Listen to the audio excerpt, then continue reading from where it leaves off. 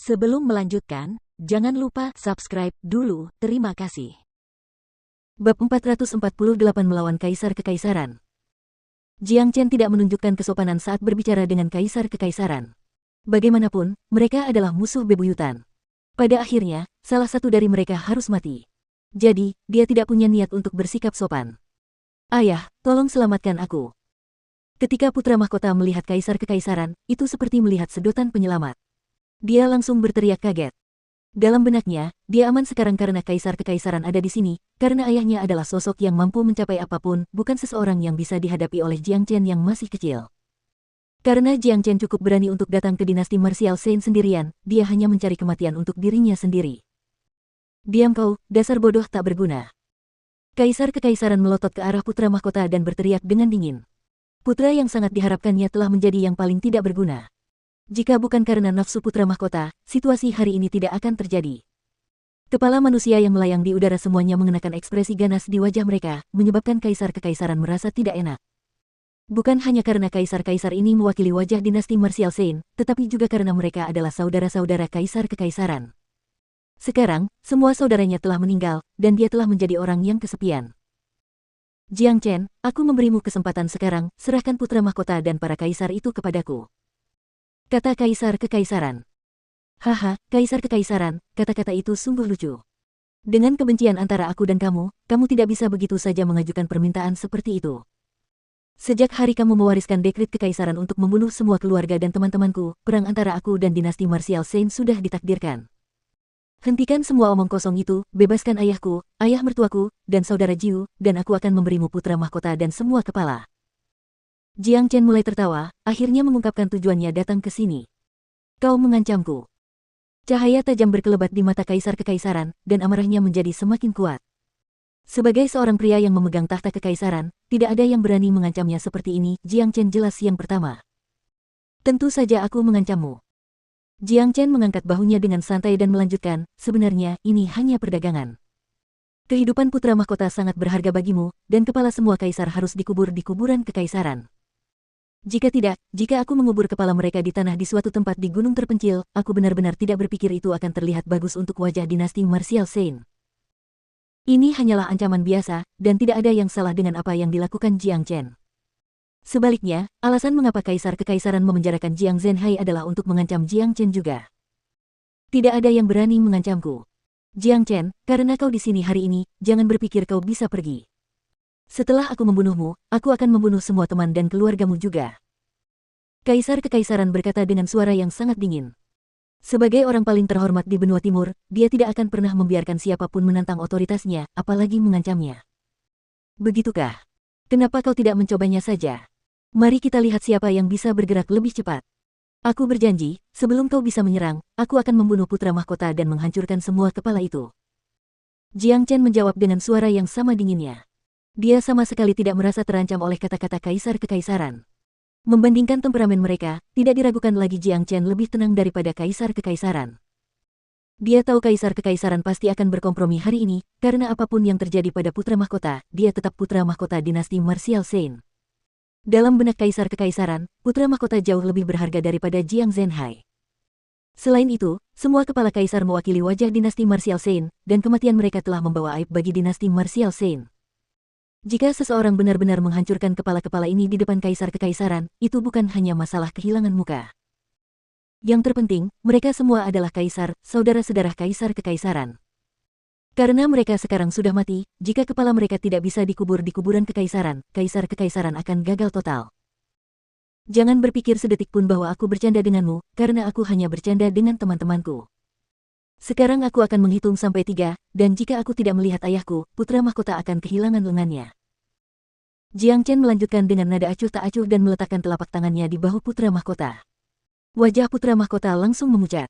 Dia takut, karena dia tahu betapa menakutkannya Jiang Chen.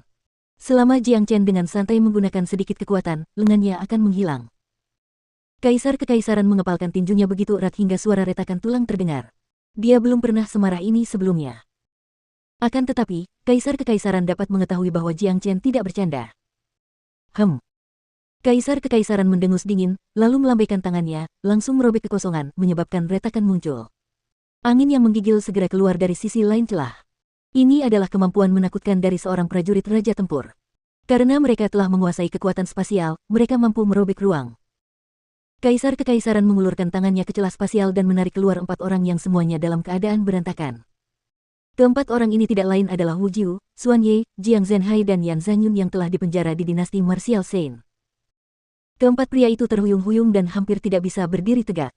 Ketika mereka akhirnya menstabilkan tubuh mereka, mereka segera melihat Jiang Chen yang berdiri tepat di depan mereka. Beberapa dari mereka terkejut, tetapi ekspresi gembira segera muncul di wajah mereka. Cener. Jiang Zhenhai dan Yan Zhanyun berteriak kaget pada saat yang sama. Selama mereka di penjara, keyakinan mereka selalu kuat, dan keyakinan itu telah mendukung mereka melewati masa-masa sulit. Keyakinan itu adalah putra dan menantu mereka yang berharga. Mereka sangat yakin bahwa Jiang Chen pasti bisa datang dan menyelamatkan mereka. Kakak, apa ini? Wu Jiu juga melihat Jiang Chen, tetapi pandangannya langsung tertuju pada kepala-kepala yang mengambang itu. Ketika melihat wajah-wajah kepala itu, Wu Jiu tidak merasa senang, tetapi dia hanya menghela napas panjang dan berat. Bagaimanapun juga, orang-orang ini adalah saudara-saudaranya. Meskipun mereka selalu menyusahkannya ketika dia masih hidup, memperlakukannya sebagai musuh, Wu Jiu tetap merasa kasihan kepada mereka ketika melihat akhir yang menyedihkan dari mereka. Tentu saja, Wu Jiu hanya merasa kasihan. Karena Kaisar Kekaisaran telah mewariskan dekret kekaisaran, dan bahkan tidak melepaskan putra Wu Jiu, ia telah memutuskan semua hubungan dengan dinasti Martial Saint dalam benaknya. Namun, pikiran Wu Jiu dan Xuan Ye masih dipenuhi dengan keterkejutan. Alasan dibalik luapan emosi ini tentu saja karena Jiang Chen. Ketika Jiang Chen meninggalkan mereka, dia hanyalah seorang prajurit inti ilahi yang berada di puncak, bahkan tidak mendekati alam jiwa tempur.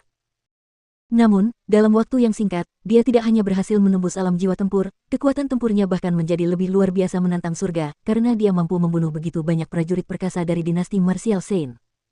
Dilihat dari akhir yang menyedihkan dari para kaisar ini, tanpa menebak, mereka dapat melihat bahwa Sang Guan Sheng dan Tiangang Yi telah berakhir lebih buruk. Wu Jiu, lihat ini. Dialah orang yang kau sebut saudaramu, dan dia telah membunuh semua saudara kandungmu. Aku yakin kau menyesali keputusanmu sekarang. Kaisar Kekaisaran melemparkan pandangan dingin ke arah Wu Jiu. Menyesal. Kaulah yang bertanggung jawab atas semua ini. Sudah kubilang sebelumnya, jangan menyinggung Jiang Chen. Ketika dia baru saja datang ke dinasti Martial Saint, jika kita bisa memperlakukannya seperti tamu penting, mungkin dia akan bergabung dan bekerja sama dengan kita. Jika itu terjadi, dinasti Martial Saint tidak hanya akan memiliki satu musuh yang lebih sedikit, tetapi juga akan menjadi lebih kuat. Namun, kau dan yang lainnya tidak menyukai Jiang Chen, jadi kau menciptakan segala macam masalah untuknya, dan itulah penyebab tragedi hari ini. Mengenai saudara-saudara yang kau sebutkan, aku minta maaf, tetapi ketika kau memutuskan untuk membunuhku, dan saat mereka dengan sengaja berencana untuk membunuhku, ikatan di antara kita pun putus. Wu Jiu mendengus dingin. Kaisar Kekaisaran dan kaisar lainnya telah lama menyakitinya. Dia tidak ragu, jika bukan karena Jiang Chen, dia pasti sudah mati, dan putranya pasti sudah menjadi penjahat yang dicari oleh dinasti Martial Saint. Bagus, sangat bagus. Aku akan memberitahu kalian semua apa konsekuensi menjadi musuh dinasti Martial Saint. Kata Kaisar Kekaisaran dengan senyum mengerikan yang terlihat di wajahnya. Kaisar Kekaisaran, selamatkan bocah nakalmu. Bebaskan keempatnya, dan aku akan memberimu putra mahkota dan semua kepala itu. Jiang Chen menyela pembicaraan dan berkata, hari ini, dia datang ke sini untuk berdagang. Putra mahkota dapat ditukar dengan satu orang. Kepala-kepala itu dapat ditukar dengan yang lain. Dari keempat orang ini, Anda hanya dapat membawa pulang 2 orang. Kata Kaisar Kekaisaran. Tidak, aku ingin semuanya, tidak ada satupun yang tertinggal. Dalam kondisi apapun Jiang Chen tidak akan menyerah. Sungguh lelucon, dengan kemarahan Kaisar Kekaisaran saat ini, dia mungkin akan membunuh mereka yang tertinggal. Jiang Chen, jangan coba-coba, ini batas kemampuanku. Kaisar Kekaisaran sedang menjaga sisa-sisa kekuasaan kekaisarannya. Kau sudah lama melewati batasku. Aku harus membawa keempat orang itu bersamaku, tidak ada ruang untuk negosiasi. Jiang Chen berkata dengan nada tegas, tidak meninggalkan ruang untuk diskusi. Melihat Jiang Chen memegang teguh posisinya, jubah kekaisaran Kaisar Kekaisaran mulai bergetar, karena tubuhnya gemetar karena marah.